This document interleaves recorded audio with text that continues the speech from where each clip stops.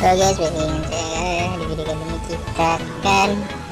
saya akan memberitahu bagaimana cara menghapus history di Google Chrome. Oke, pertama kita buka Google Chrome, kemudian kemudian kita kayak masuk sebuah situs lain, kan banyak iklan.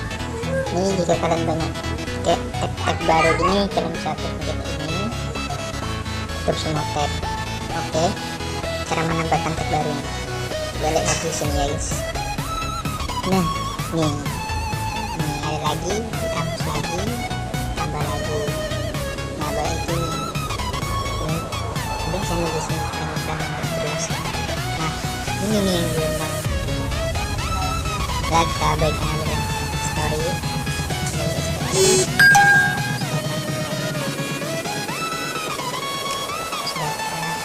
Hapus.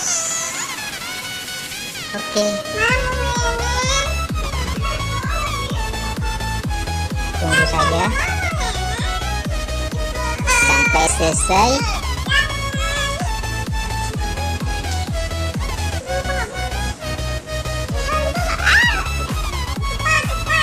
Cukup lama. Ya,